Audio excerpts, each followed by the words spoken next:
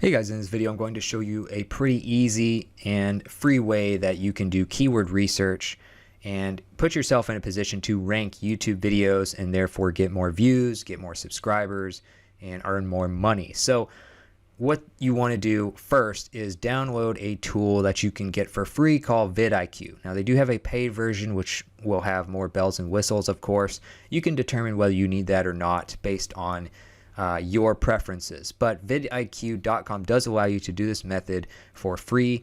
You can sign up right here, just email, password, create an account. You can also use Google, and then you want to get the Chrome extension, which is also going to work with the Microsoft Edge browser or any other browser that of course supports Chrome extensions. But I have it on Google Chrome right now, and it's installed. You can see it's very highly rated, 1 million plus users, and it's pretty much needed if you are a serious YouTuber. So once you've done that, what you can do is go to your Creator Studio and click on a video that you've done or upload a video that you're about to do and go down to your tags. So I'm looking at a video I published a few days ago on my main channel, and I'm going to scroll down a little bit under tags here, and when you look at tags, what you can do is click the vidIQ symbol on the left side there. So you see this little IQ play button right there.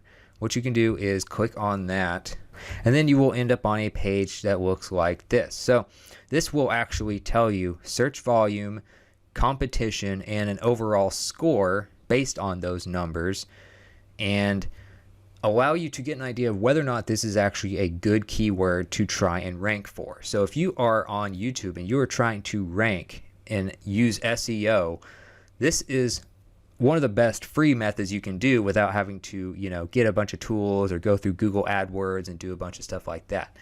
So what you do is you go through these different keyword phrases. You look and see what is the search volume, what is the competition, what is the overall score. And then you want to keep track of those in a spreadsheet or some other way. But this is how I do it. I keep track of what I do in a spreadsheet for just about everything. So what you would do is have the keyword, right here. Then you might have the overall score. You might do competition, and then you might have, volume. And then you might add some other things. But this allows you to put in a few different keywords in this section here, and it allows you to sort them and do more videos that will be more likely to rank by using the ones that have the highest overall score, which is a combination of competition versus volume. If you have low volume and high competition, that's the worst possible type of keyword you can use.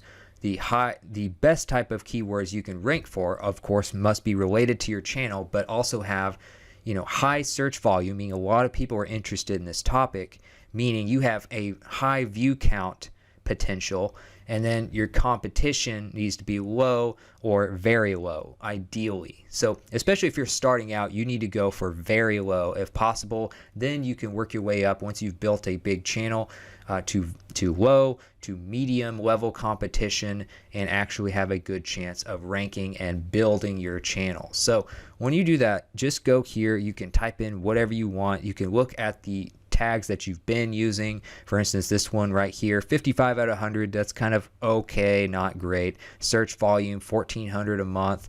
Doesn't have a whole lot of potential for views, at least on a per month basis. But if you have low competition, you could very well become number one if you do it right, if you have good SEO and you have a solid video. So if you were to exit out of this, let's say you want to type in, I'm just going to do a random idea for, I have kind of a finance, business, and careers type of channel for my main channel. And then I'm working on this marketing one kind of on the side, sharing what I've learned. But if you do something, like Warren Buffett investing tips, just some random example, you can search that, and you can see search volume, competition, overall score. So A lot of people have probably done a video about this because Warren Buffett's been one of the richest people in the world for a long time. He doesn't even have a YouTube channel. But you look at the volume. So Warren Buffett investing tips, not a whole lot of volume, but if you have a number here that's at least over 1,000, you have a chance of at least getting a video that might have 5 to 10,000 views.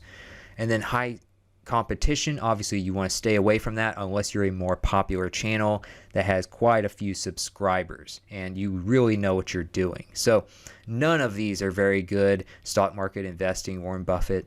Typically the longer the actual keyword phrase is, the better, but sometimes, you know, certain words like a famous person's name might make it where the volume is high, but the competition is also high. So let's say I want to do something like, make money on Instagram and click search. So this will tell me that it has 28,000 search volume, low competition, and overall score 62 out of 100. And it can also vary based on the day of the week that you check. It's usually not going to vary a whole lot, but for instance, entertainment related channels will usually do better on Friday, Saturday, and Sunday. And then more educational type channels will do their best work on Monday through Thursday. So also keep that in mind, like if you're doing tutorials, if you're doing investing advice or something like that, Monday through Thursday is your prime time, especially early in the work week. And then weekends is going to be probably your highest view counts for entertainment related channels. So you can see here, making money on Instagram has a lot of volume. A lot of people are interested in this. If you can get tens of thousands of search volume and your competition is still low, that's a pretty decent type of keyword. It's still only in the lower 60s as far as overall score, so you could still do much better, but it still has some good potential. So now I'm going to show you kind of what a few other variations of this look like. So affiliate marketing without a website. That's what I'm going to use on here. This is something I cover on my main channel from time to time. And this is one that I've always had very good success with. And I've had pretty good rankings near the top almost every time I've done this. So this is a very good keyword phrase for my specific channel because it's about making money online. But again, it has to be related to the type of topics you typically cover. And you want to be, you know, small niche, but still have a sizable audience for, you know, covering the same niche and being kind of an expert in that. That's the way YouTube seems to be going. So if I were to cover affiliate marketing without a website, you have 46,000 plus search volume, which is good. It's very good. You know, you get tens of thousands, maybe even around 100,000 views from something like that. Competition, very low. So you can see that that's kind of where you can aim for the most, is something that is very low competition. Even if the search volume isn't good, even if it's like 1,500 a month, if you're starting out, you need to go for very low as much as you possibly can, because you're going to have a hard time ranking against bigger channels if you only have maybe a few dozen or a few hundred subscribers. So go for that stuff first, and then you can go for higher search volume, maybe work your way up to low competition keywords and then go up from there. But overall score, 74 out of 100, very good. So that's another one that you can see kind of an example of what a really good search volume, competition, and just overall keyword phrase looks like. But typically, if you pick something that's kind of niche, but you can go with a longer keyword phrase, then you usually have a better chance of ranking. And, you know, obviously search volume goes down the longer the phrase is usually. But right now, when you have a small channel, you want to focus on very low competition and at least moderate search volume. So what you could do, you could copy this keyword phrase. This is very good. You know, you're in the 70s. Anything in the 70s is usually pretty good here. Paste that in here, and then, you know, you can put in, say, the overall score, competition, volume, and then you just build a list. These are your go-to topics that you build your channel on.